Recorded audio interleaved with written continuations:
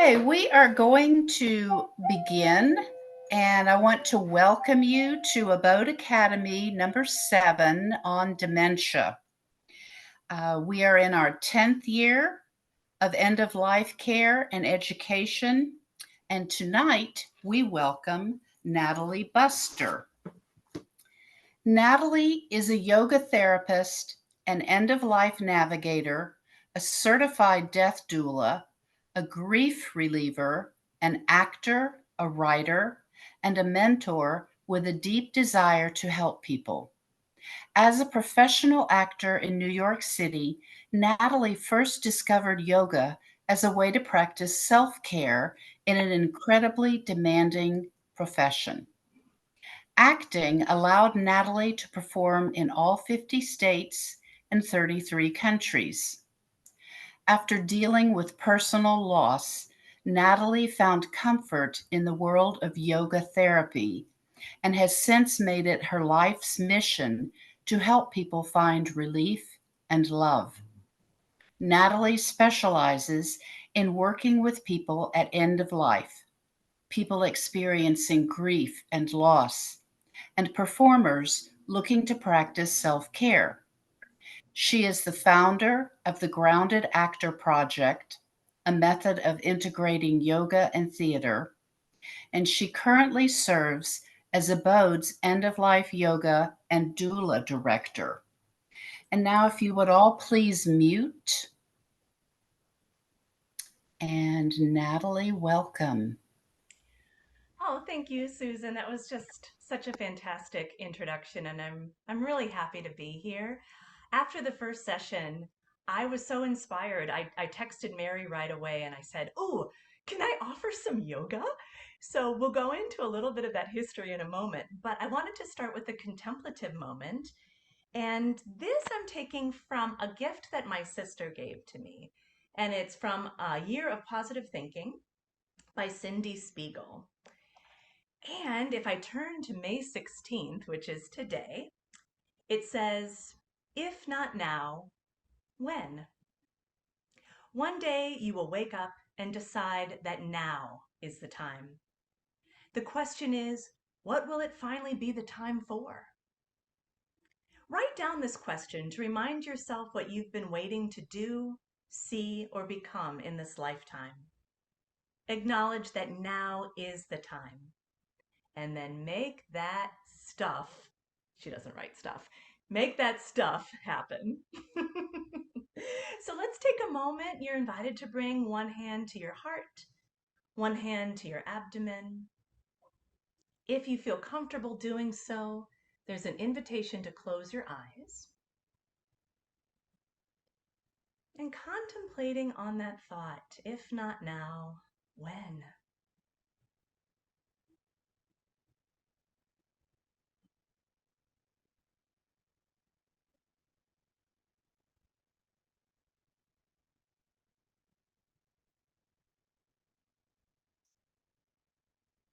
And then let's all take a deep breath in together through our nose and let out a sigh or a sound on the exhale.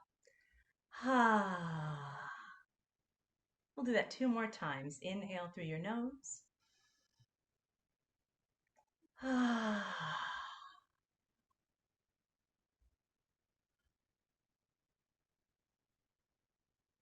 Ah.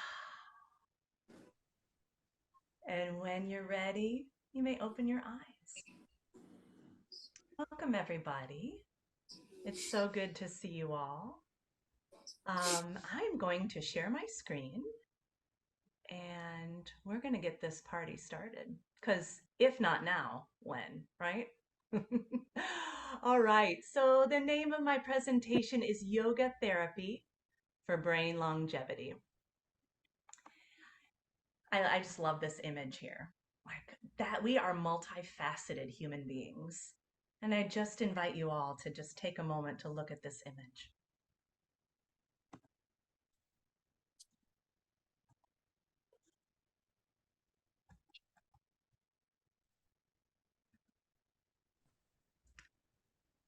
And as we're contemplating this, I'm just going to figure out how to advance my PowerPoint presentation. One moment, please. Thank you for your patience. Okay. So I had the great fortune during the pandemic. You never think you'd hear all of that in one sentence, but I had the great fortune during the pandemic to study with the Alzheimer's Research and Prevention Foundation. And I was able to get a certification in brain longevity training and opened my eyes to things that we can do about our risk of dementia, our risk for Alzheimer's. Not everything works for everybody, and what works for some people may not work for others. So I want to say right off the bat that I am not a medical professional. I am a yoga therapist. I'm a certified yoga therapist. And so all of these are invitations to add to your daily, weekly, monthly lives. And if we could just pause for a moment, I'll ask those of you who are not muted just to mute. So we'll be making some noise in a bit, and that can be a little challenging on Zoom. So according to the Alzheimer's Research and Prevention Foundation, there are 4 pillars to brain longevity. A lot of our fantastic speakers already mentioned and spent a lot of time on a lot of these pillars already. What we'll focus on tonight is number 2, stress management. But I just want to touch on the other ones just so that you can make note of it and kind of see how everything blends together. So the first pillar of brain longevity is diet and supplements. So I love Michael Pollan's pithy phrase of eat food, mostly plants, not too much. So I'm not a dietitian, but I think that's pretty good advice. But it is easier said than done. So at this point, food has 50% fewer vitamins and minerals than it did 25 to 30 years ago. So a lot of times having some kind of supplement in your diet is a good idea. I find that a nice multivitamin does the trick. As we get older, B12 and vitamin D tends to decrease. And so having a multivitamin kind of hits all those points. And I'm sure a dietitian will be able to walk you through your personal regimen and what you need for your personal diet. But I find that using Michael Pollan's advice and supplementing it with the multivitamin is a great idea. We'll touch on stress management more throughout tonight. But as we go into pillar 3, exercise, it's so important, right? It makes us feel good. It releases endorphins. It gets the blood flowing. It gets our lymphatic fluid going. It gets everything moving when we move. So the Alzheimer's Research and Prevention Foundation, they recommend 1.5 hours of strength training per week and 2.5 hours of moderate cardio per week. Whew, that sounds like a lot, doesn't it? But I'm telling you, if you break it down into bite-sized chunks and find ways to kind of scatter that exercise and strength training throughout the day, it becomes a lot more doable and a lot less scary. And it does make you feel good. And that brings us to number 4, spiritual fitness. And they chose this particular phrase in a very specific way, because spiritual fitness can mean many different things for many different people. A lot of times people find their spiritual fitness in belonging to a church or a religious organization. For me, I find my spiritual fitness at ABODE. Community is so important, and being part of something that's bigger than yourself and finding that connection with other people can really help stave off some of the warnings of dementia and Alzheimer's.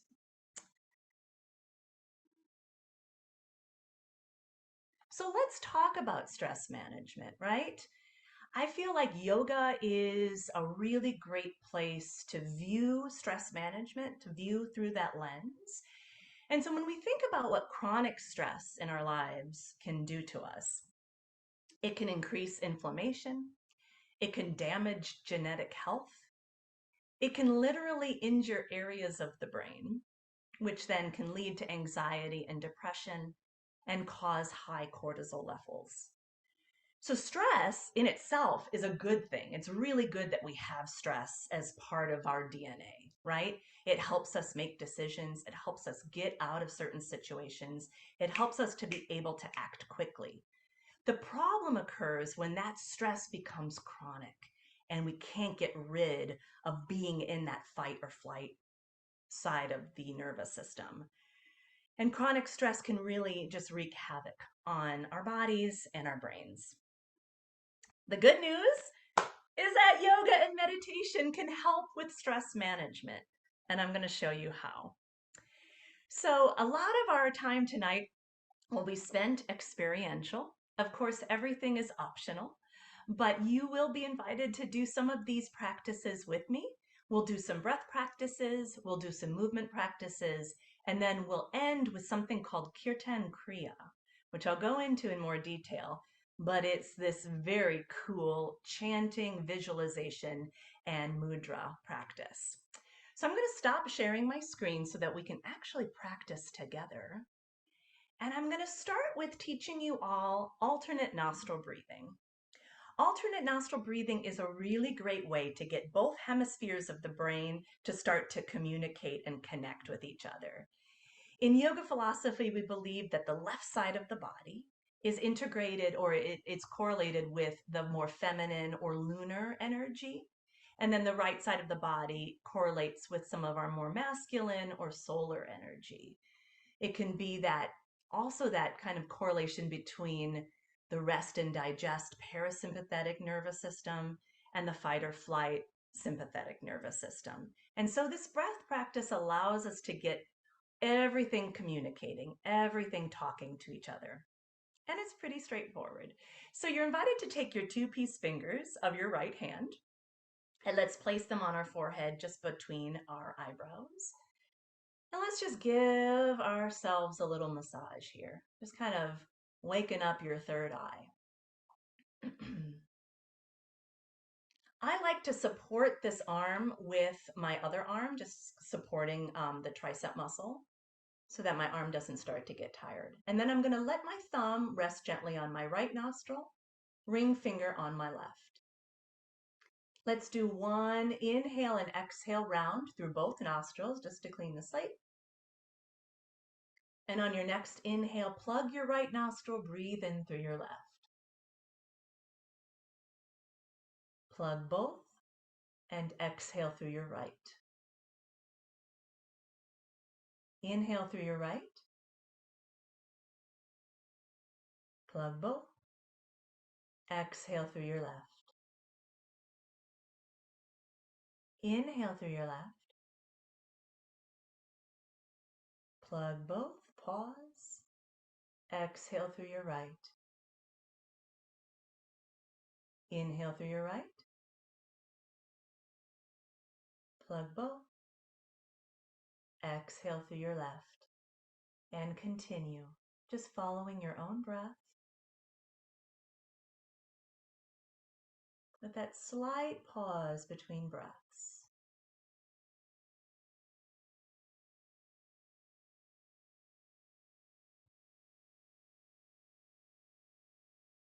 Now, this breath practice starts to incorporate the concept of cross-lateral integration. So as we inhale through the left nostril, the right hemisphere of the brain is activated. And then when we inhale through the right nostril, the left hemisphere of the brain is activated. So starting that communication, that focus, that connection across the corpus callosum, so that all parts of the brain are bathed in this mixed energy. Couple more rounds from where you are.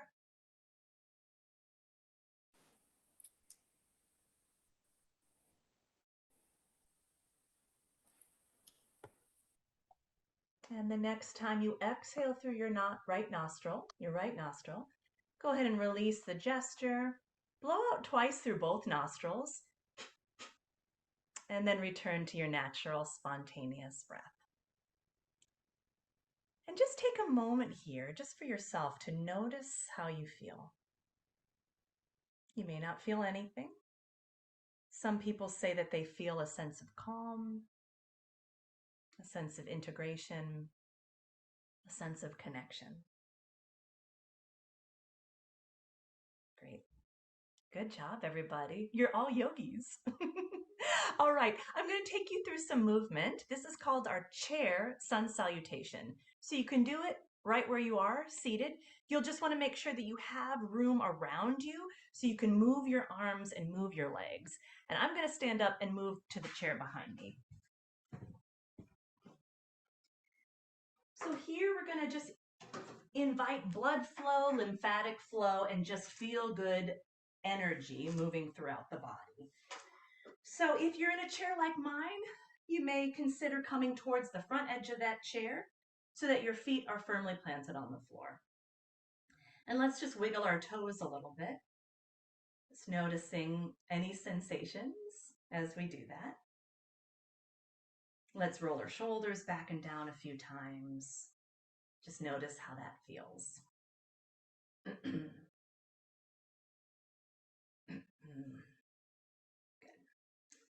So we're going to start with integrating our breath with our movement. So getting that connection happening. On our inhale, let's lift our arms up, reaching up towards the ceiling. And on the exhale, letting the arms float down by our side. Let's just do that a few times. Inhale, lifting up. Exhale, lowering the arms. And if it feels good, if it feels safe for you to do so, you can close your eyes and just notice the sensations in your body. Inhaling as we lift, exhaling as we lower. Let's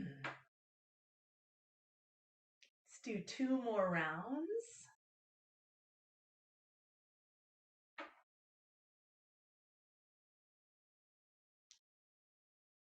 Good job. Let's bring our hands onto our knees. We're going to come into some flexions and extensions of the spine. And again, we want to try to incorporate the breath with the movement. So as we have the impetus to take a breath, that's also our impetus to move the body. And I'm just going to have my feet just a little bit wider so I have a really good, stable base here. My hands are bracing on the knees. On the inhale, I'm going to lift my heart, lift my chin. And on the exhale, rounding the spine, chin towards chest. Inhale, extension of the spine. We call this cow pose, stretching the throat. Exhale, rounding the spine, cat pose. And moving between the 2 shapes on your own, following your breath. Yoga is not a one-size-fits-all practice. It really is depending on where you are in the moment. So the pace of your breath may be different from other people on this call. It might be different from mine. And you know what? That's what I love about it. That's what's so great. Good. Let's do 2 more rounds. Really filling every inch of movement with the full breath.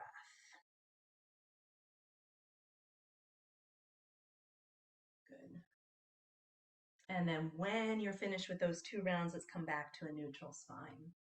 All right, I'm taking my hands on my knees and I'm just going to trace my hands down my legs a little bit, coming into a bit of a forward fold, and then tracing the hands up the legs. And here we can integrate breath with this movement too, maybe inhaling as we come upright, exhaling as we fold forward. Nice and slow. I used to have a director who would direct us to do underwater movement. And so I adapted it for yoga. And I think everything should be done as if you're moving through water, moving underwater. Good. Let's do 2 more rounds of this.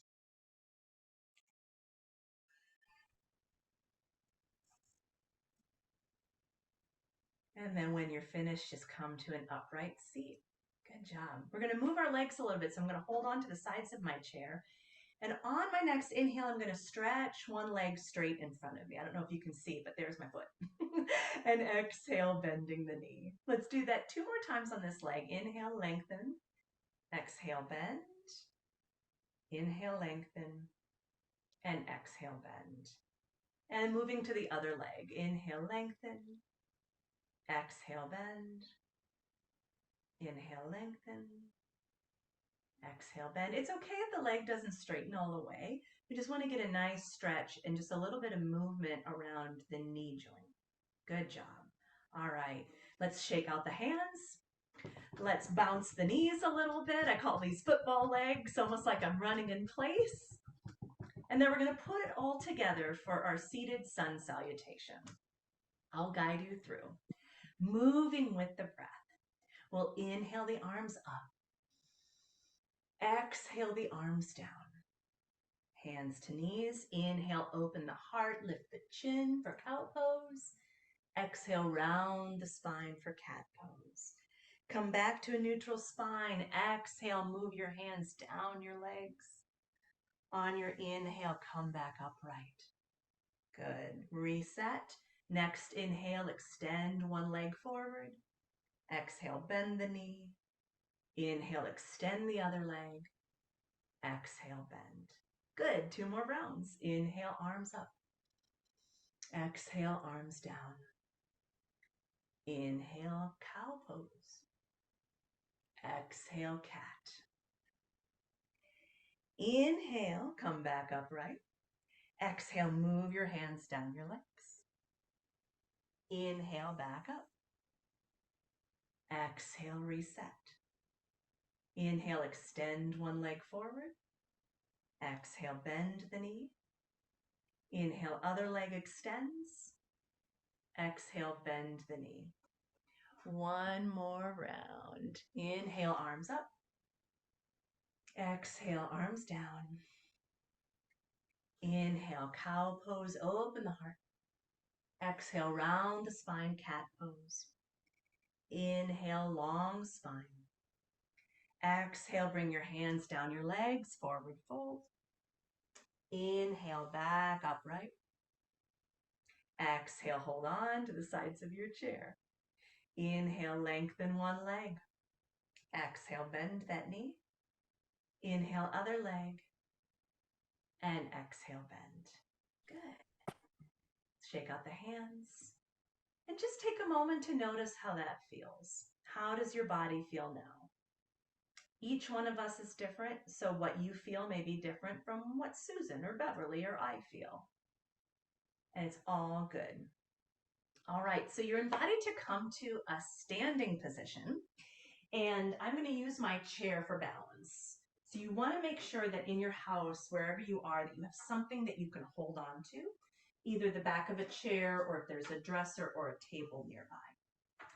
So we spoke a little bit about cross-lateral integration when we did our alternate nostril breathing, and we're going to bring it into some movement practices. So I'm just standing here, my knees are soft. In fact, I can kind of just bend those knees a little bit, shake my hips, maybe shake my shoulders, just relax. And then I'm going to take the hand that's not holding onto the chair. So in this example, it's my right hand, and I'm going to create a figure 4 shape. Almost like you're conducting a lullaby. And maybe your eyes follow that hand. Breath is flowing. Notice if you wanted to hold your breath, that happens a lot. Whenever you notice, you just come back to the breath. Adding on. We're going to continue this arm movement, but the opposite leg is going to make the same figure 8 shape. Good. Now opposite sides of the brain are talking to each other. What helps me is now I take my eyes forward and I find something to focus on. In yoga, we call that the drishti. It's just a focal point. Good. Now for the coup de grace, now for the challenging part, we're going to make the hand and the leg go in opposite directions. right? This is kind of like the patting the head and rubbing the belly. Breath is flowing. Make sure you're not holding your breath. And change. Good job. Be gentle with yourself as you're doing this. This is not easy. It takes a lot of practice to kind of get all that going. But that's what we want to do, right? We want to challenge ourselves physically as well as mentally to keep ourselves as healthy as possible. Okay, I moved on to the other side, so now I'm going to take my left arm and do the same thing. Just conduct that beautiful lullaby, maybe your favorite song. Just thinking about that. Sometimes the second side is harder because we know what's coming. So a little bit of nervousness starts to set in. But you got it. You got it. When you're ready, let's get that opposite leg to move in the same shape or the same direction, that figure 8 shape. This might be a nice time to find that focal point, that drishti. Breath is flowing. And now the final challenge, having the arm and the leg go in opposite directions from each other. And if you get all tangled up in a pretzel, just take a breath and try it again. This also teaches us how to do difficult things, right? And also how to start over. All right, again. All right, good. And then let's relax, good. And let's just kind of bring our hands to our hips and let's shake those hips out. Yeah. Maybe do a little hula hoop.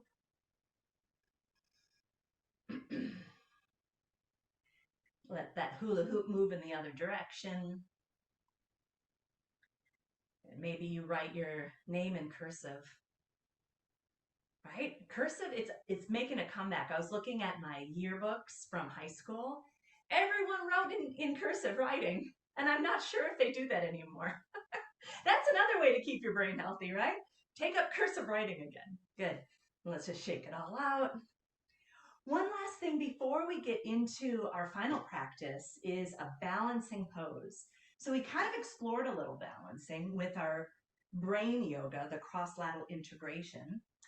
Here we're going to balance on one leg, and I highly recommend having something to hold on to. You can also hold on to your chair this way so that both hands are resting on either your chair or the surface. I'll face out so you can see me. We want to make sure that we take our eyes to that focus point, that drishti. Good. Maybe wiggling the toes a little bit, letting your tailbone drop. Imagine breath flowing up the spine on your inhale and down the spine on your exhale. When you're ready, let's just lift the right heel. We're just going to lift the heel and lower it. Lifting the heel once again and lowering it. This time lifting the heel, swiveling it so that it rests on your ankle. It's our kickstand tree. If you want to take this a step further, you can snake that leg just up a little bit below the knee. Or if it's in your practice, to go above the knee. Keep that point of focus in front of you. And if you want to explore balancing, maybe you take your hand off of the chair. Maybe bringing your hands to heart center. Breath is flowing. Imagine that inhale traveling up the spine, exhaling down the spine. Maybe you grow your branches. Maybe you fall out like I'm about to do. And you know what? What I love about this? This gives you an opportunity to try again. Learning how to pick yourself up and trying it again. Because we're all going to fall. It's how we pick ourselves up. It's how we come back. That's the yoga. And change. Good job, everybody. Let's shake out that standing leg. Coming to the other side.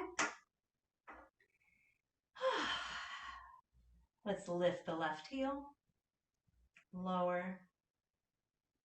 Lift the left heel. And lower. This time, lifting the left heel, swivel that in. to rest on your ankle. This is a great place to stay. You can also snake that leg up a little bit if that feels good for you. You may wish to bring your hands into heart center. Breath is flowing. And when you fall out, whee, you smile, you get back in. Maybe you grow your branches.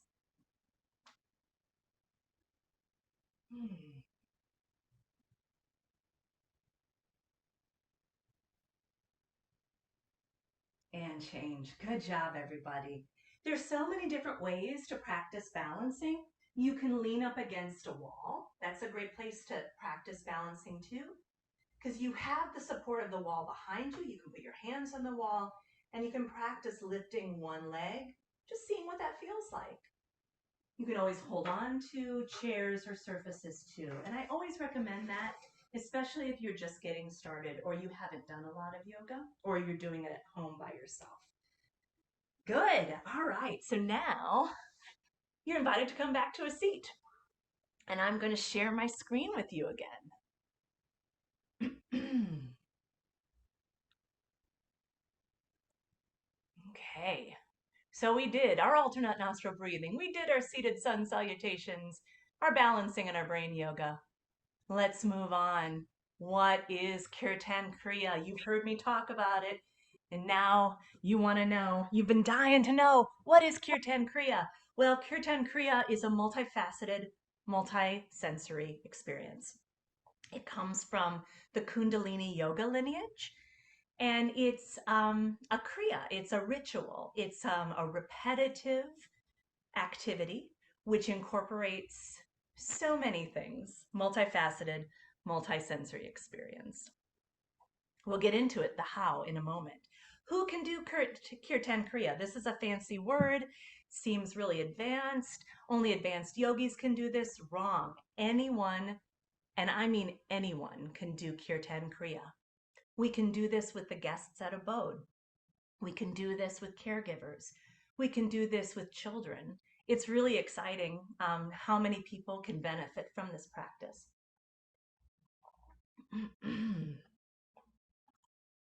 Why should we do it? Well, let's get into that, shall we? The ARPF sees Kirtan Kriya as a type of mental medication. It improves brain activity. It reverses memory loss.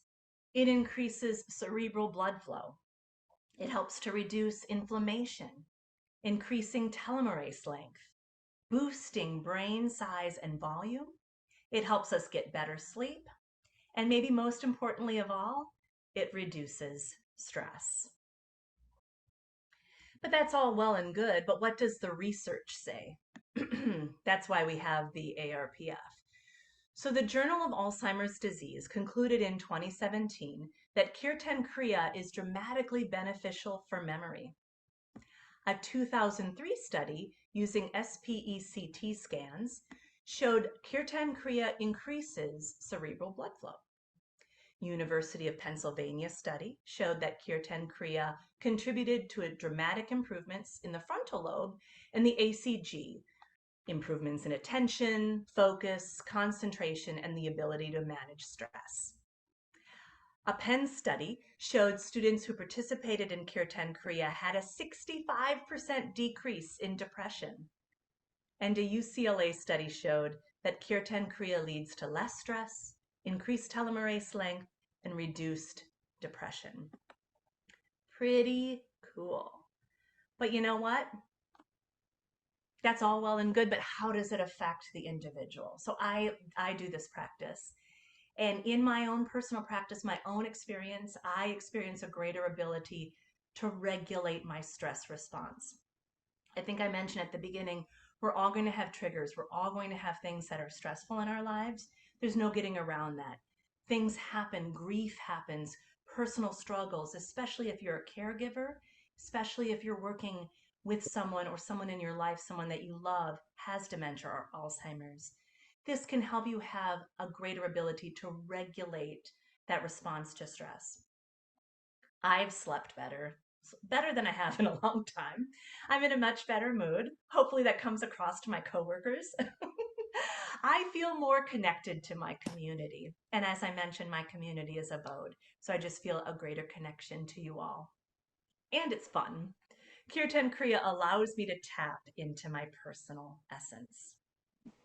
All right, enough talk. How do we practice Kirtan Kriya? All right, well, we'll go through this step by step. So the first step, sit with the spine straight. So this can be done in a chair.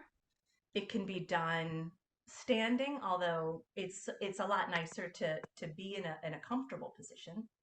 I'm kneeling or kind of sitting back on my heels. So whatever feels good that allows the breath to travel up and down the spine, or at least the visualization of the breath to travel up and down the spine. We'll get into the mantra. So mantra is the chant. It's the syllables that we say as part of this practice. The syllables are simple. They're sa, ta, na, ma. And I encourage you all to just try that. See how that feels in your mouth. Sa, ta, na, ma. We can break it down, right? They're not just syllables. They can mean so many things, right? This is where I start to geek out. Sa can be translated to expansiveness. Ta, strength. Na, universality. Ma, communication. It's a little hard to say all of that while we're chanting, so we've just truncated it to sa, ta, na, ma. There's also the idea of the Panj Shabad, which are the 5 primal sounds. And maybe you notice that as you were saying these syllables, sa, ta, na, ma, we have those 4 consonants and that 1 vowel. So the 5 primal sounds. Sat Nam is a Sanskrit phrase that can be translated to my true essence. And it's super cool. So as you're saying Sat Ta Na Ma, your tongue moves from the front of your mouth towards the back of your mouth. So you're hitting 84 different marma points on the roof of your mouth. Marma points are very similar to acupressure points in Chinese medicine. Marma points are more in the Ayurvedic medicine or the Indian medicine. And this also starts to stimulate the pituitary and the hypothalamus. Next step is the mudra. Straightforward, that doesn't mean it's easy. For sa, we're going to touch the index finger to the thumb. Ta, the middle finger to the thumb. Na, the ring finger to the thumb. Ma, the pinky finger to the thumb. We just keep going. Sa, ta, na, ma. Sa, ta, na, ma. I'm holding my hands up here so you can see, but you can just let them rest on your lap and let those fingers touch the thumb, one at a time. Visualization. So we're chanting, we're tapping the fingers. We visualize the breath entering through the crown chakra or Sahasrara chakra and then sweeping out through the third eye center or Ajna chakra. And we can visualize that almost as a crystal light that comes down through the top of the head and then sweeps out through the third eye center.